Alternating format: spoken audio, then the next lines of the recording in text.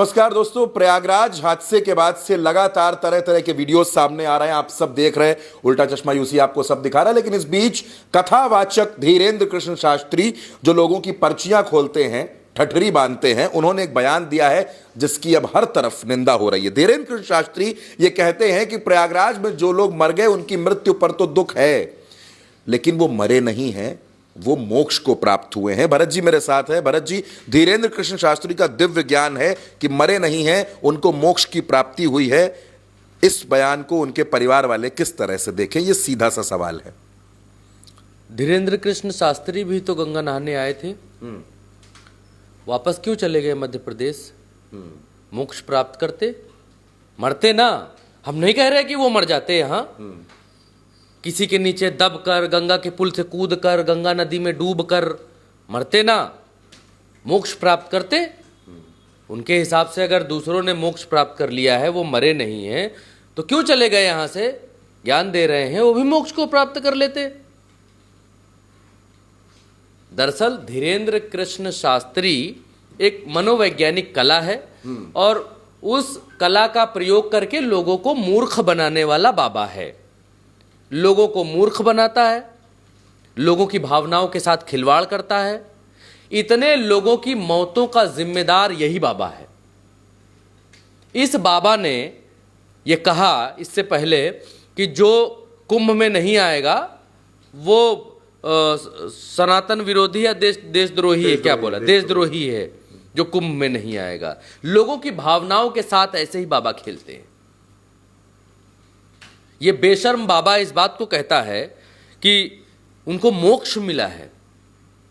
इस बाबा के भीतर हैसियत नहीं है, इसकी हिम्मत नहीं है कि सरकार से सवाल पूछ पाए कि यह अव्यवस्था क्यों है। अगर यही तरीका मोक्ष प्राप्त करने का तरीका है, अगर यही तरीका स्वर्ग जाने का तरीका है, तो फिर जितने शंकराचार्य हैं उनको आना चाहिए और भगदड़ में दब जाना चाहिए। जितना नागा साधु सन्यासी है सबको भगदड़ के नीचे आ जाना चाहिए। जितना संत है सब मोक्ष ही तो ढूंढ रहा है। नागा संत मोक्ष ढूंढ रहा है, शंकराचार्य मोक्ष का रास्ता बताते हैं, वो भी ढूंढ रहे हैं। ये धीरेंद्र शास्त्री ये खुद मोक्ष ढूंढ रहा होगा तो भगदड़ में क्यों नहीं आया नीचे? भगदड़ में आता, नीचे मोक्ष प्राप्त करता। क्यों सांसारिक दुनिया में ज्ञान बांच रहा है?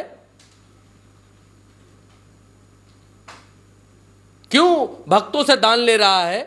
क्यों इतना बड़ा धाम बना रहा है? दरअसल चंद्रकांत जी, मसला ये नहीं है। मसला ये है, इस पूरी ये जो चाटुकार मंडली है बाबाओं की और उत्तर प्रदेश की सरकार, इन सब ने मिलकर इस कुंभ की व्यवस्था को कमर्शियलाइज कर दिया। और इसीलिए सरकार की तरफ से भी यह प्रोपेगेंडाइज किया गया कि ये कुंभ से 25,000 करोड़ 7,000 करोड़ लगाए, 25,000 करोड़ आएगा। गोदी मीडिया झंडा लहरा रहा, इतना करोड़ आएगा, इतना करोड़ आएगा। तो कुंभ धंधा नहीं है, कुंभ व्यवसाय नहीं है। कुंभ में 7 करोड़ लगाकर 25 करोड़ उगाही करने का धंधा कुंभ नहीं है। इस कुंभ को धंधा बनाने की कोशिश की गई और धंधा बनाने के लिए ज्यादा से ज्यादा कस्टमर चाहिए था। ज्यादा से ज्यादा कस्टमर को खींचने के लिए ऐसे दुष्ट बाबाओं के मुख से ये बयान दिलवाए गए कि जो कुंभ नहीं आएगा वो देशद्रोही है। ये वही बाबा है जिसने कहा था कि कुंभ में मुसलमान नहीं आने चाहिए, कुंभ में कोई मुसलमान नहीं आएगा। अरे धीरेंद्र शास्त्री, जहां गंगा नहाते हो आगे, उसके ठीक पीछे अकबर का किला है, कल्प वृक्ष उसी के अंदर है। ये सब हिंदू मुसलमान करके ये एक टूल है, टूल किट गैंग है पूरी, और ये उसका हिस्सा है। लोगों को पोलराइज करने के लिए कभी बिहार उतार दो, कभी कहीं उतार दो, कभी हिंदू मुसलमान करवाओ, ये सब उस टूल किट का हिस्सा है। और इस कुंभ को भाजपामयी बनाने की कोशिश की गई। इस कुंभ का क्रेडिट उत्तर प्रदेश के मुख्यमंत्री योगी आदित्यनाथ की पीठ पर रगड़ने की कोशिश की गई।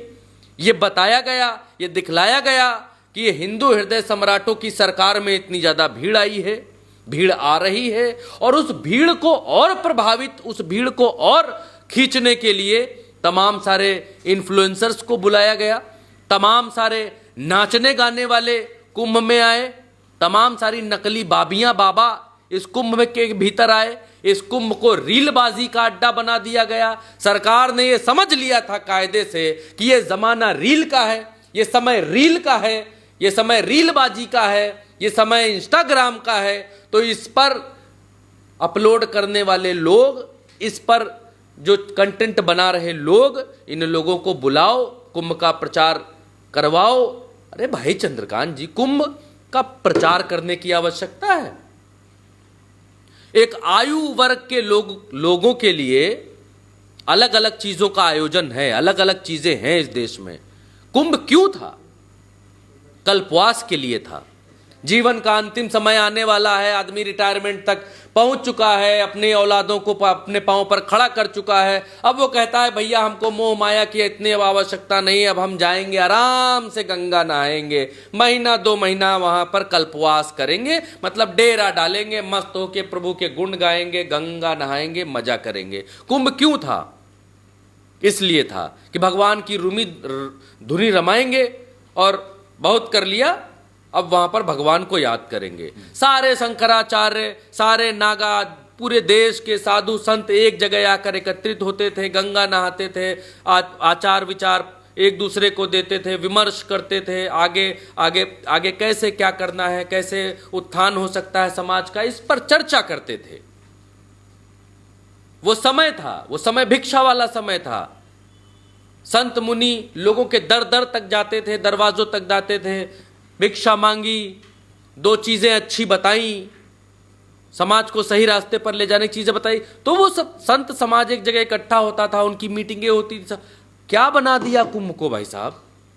मैं साधु समाज पे ये ज्ञान दूं, ये बहुत छोटी बात है कि मैं बताऊं कि कुंभ क्या है, बाबा क्या करते थे, क्या नहीं करते थे, कुंभ क्या है। लेकिन आज की तारीख में आप देखिए कि कुंभ को तो अड्डा बना दिया गया रीलबाजी का। इधर तुम्हारे टेंट हैं, ये टेंट 20,000 रुपए में है, उधर तुम्हारे टेंट है, तुम वहां रुकोगे, रील तुम उधर बनाओगे, तुम्हारा टेंट जो है ये 25,000 का है। ये गंगा नदी के ऊपर टेंट बना है, इसमें आएंगे अडानी अंबानी नहाएंगे, विधायक के पोते पर पोते विधायक नहाएंगे, हेमा मालिनी आएंगी, बाबा रामदेव ऐसे बाल उसमें नदी में करके उड़ाएंगे, हेमा मालिनी के चेहरे पर बाल गिरेंगे और वो रील बनेगी, वीडियो बनेगा, क्या वायरल होगा, मस्त आएगा। रील बनाने आ रहे हो? गोवा के बीच में और गंगा के बीच में क्या अंतर रह गया? जो कर्म गोवा में हो रहे हैं वही कर्म आप कुंभ में करवाना चाह रहे हैं। भाई ये तो धर्म वर्म की ज्ञान की बातें हो गई। मुझे जो है इतनी धर्म ज्ञान की बातें नहीं मालूम है। उतना ही मालूम है कि अपने जो है जीवन चल जाए, इतना कमाओ, कोई मदद के लिए आए तो उसको मदद कर दो, वो बैठा है कुछ मदद करेंगे, जो हो सकेगा वो करेंगे, कहानी अलग है। लेकिन प्रभु के गुण गाओ, इतना हमको मालूम है धर्म के बारे में। अब ये भी मालूम है, लेकिन इसके आगे ये भी मालूम है कि ये जो धीरेंद्र शास्त्री टाइप के लोग हैं, ये समाज को, लोगों को मूर्ख बना रहे हैं, बरगला रहे हैं, धूर्त, आगे कहना नहीं चाहता, धूर्तता फैला रहे हैं ये लोग। मैं जो कहना नहीं चाहता वो लोग अपने आप समझ लें। कुंभ में जो लोग मारे गए उनको मोक्ष प्राप्त होना बता रहा है ये, तो ये क्यों नहीं मोक्ष प्राप्त कर लिया? सबसे बड़ा सवाल ये है, क्यों ये मोक्ष प्राप्त करके नहीं गया? ऐसे क्यों भाग गया भाई? मोक्ष प्राप्त कर लेता। क्यों अलग अलग योनियों में ये भटक रहा है भाई? इतनी बाबागिरी तो हमको भी आती है, हैं? 67,000 72,000 कितनी योनियां हैं, उसमें क्यों भटक रहा है ये? कुंभ आया था, मोक्ष प्राप्त कर लेता, प्रभु के पास चला जाता, चरणों में उनके होता। इस समय बागेश्वर धाम विकसित करने में क्यों लगा है ये? इस तरीके के बाबाओं के चक्कर में मत पड़िए। नीम हकीम खतराए जान जैसे होते हैं, वैसे ही इस तरीके के ढोंगी बाबा होते हैं। क्या बाबागिरी की है इसने, उस पर जाऊंगा तो बहुत लंबा वीडियो ये होने लग जाएगा। कहाँ कहाँ हिमालयों में तपस्या करके ये धीरेंद्र शास्त्री निकला है और उसके बाद बाबा बन गया है। ये आप भी पता कर लीजिए, खुद भी पता कर सकते हैं कितना तप जप करता है। दरअसल समाज की आज दिक्कत ही यही हो गई है कि ऐसे ऐसे उल जलूल लोगों को बाबा मान लेते हैं लोग। ये सिर्फ एक कला है, इस बाबा में और सुहानी शाह में बहुत अंतर नहीं है, लेकिन सुहानी शाह यही चीज करने में, यही बातें बताने में वो पैसे लेती हैं, चार्ज करती हैं, टिकट लेती हैं, टिकट दिलवाती हैं, तब वो ये बात बताती हैं। और ये बाबा भगवान के पीछे छुपता है, उसी कला का इस्तेमाल करता है, लेकिन कहता है ये भगवान हनुमान की कृपा बरस रही है, तब मैं ऐसा कह रहा हूं, तब मैं ऐसा बता रहा हूं। तो ये लोगों को मूर्ख बना रहा है, इसमें कोई दो राय नहीं है। और ये एक नंबर का चापलूस बाबा है। अगर इसमें हैसियत होती, हिम्मत होती, तो सरकार से सवाल करता कि इतनी अव्यवस्था क्यों हुई, जैसे शंकराचार्य सवाल कर रहे हैं। अव्यवस्था क्यों हुई जब सरकार को ये जिम्मेदारी दी गई है? लेकिन वो मोक्ष बता रहा है, तो इसके ज्ञान और अज्ञान के बारे में आप खुद समझ लीजिए। इसके ऊपर तो बात करनी, डिबेट करनी भी बेकार है। दोस्तों, दरअसल हमने और आपने बाबाओं और कथावाचकों में फर्क करना बंद कर दिया है। सन्यासी कौन है, संत कौन है, कथावाचक कौन है, और कौन वीडियो बनाने के लिए आपको प्रवचन दे रहा है। ऐसे ऐसे बाबा भी हैं जो कार की छतों पर सवार होकर कुंभ के पूरे राउंड लगा रहे हैं, पूरे भौकाल के साथ घूम रहे हैं। बहरहाल इस चर्चा में हमारे साथ इतना ही।